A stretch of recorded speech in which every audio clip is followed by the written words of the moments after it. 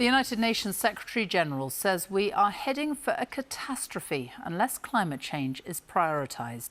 In an interview with the BBC, Antonio Guterres says countries have put the issue on the back burner.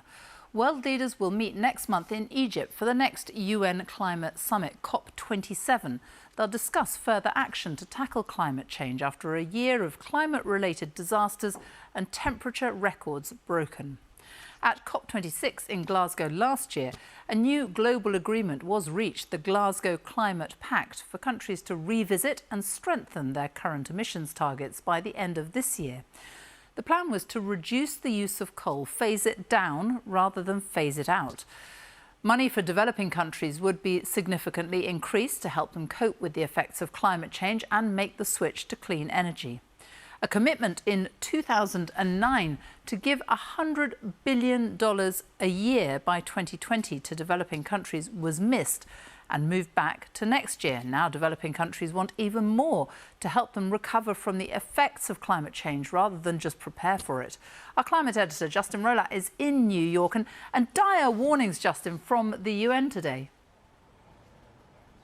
Absolutely, and we've got news in at Glasgow. Governments agreed to raise their climate-cutting ambitions every year. The figures are just in, and they show that just 24 out of 193 countries strengthened their plans. Now, take together all the pledges governments have made, and we see emissions rising by 10% by 2030. Now, the science is very clear. It says emissions need to almost halve by then if we're to avoid the worst effects of climate change. So Sophie, we are moving in the wrong direction.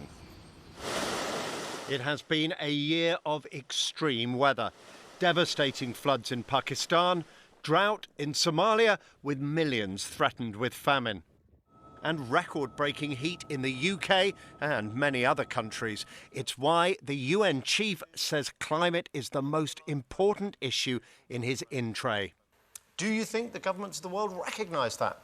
Not necessarily all of them at the present moment. It's very unfortunate that in many governments the pressure of the difficulties of the moment, and I recognise those difficulties. You have inflation, you have the consequences of the war, you have high prices of energy and food, you have then social unrest linked to that.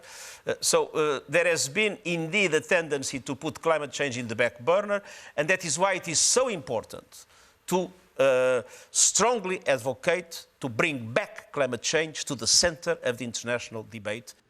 There have been fears some countries, including the UK, have been rolling back on some of their climate commitments.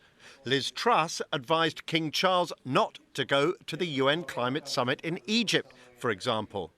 Should the King go to COP27? Do you want to see him there? And what about the new UK Prime Minister, Rishi Sunak? Do you want to see him there in Egypt? I would like to see them both. I mean, King Charles, we need to pay tribute to that, has been a constant voice raising the attention of the world for the need to be much more effective in relation to climate action.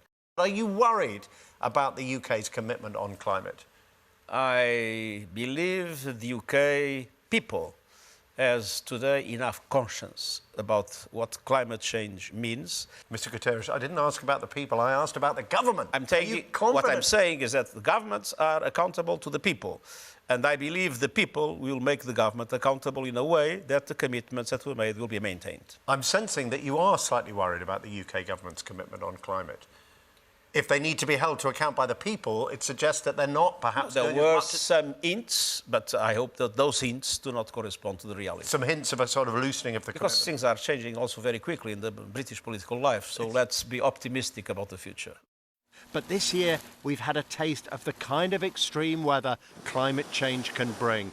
And the message from the UN today is clear. Unless we raise ambition in Egypt, the world will face far greater weather extremes.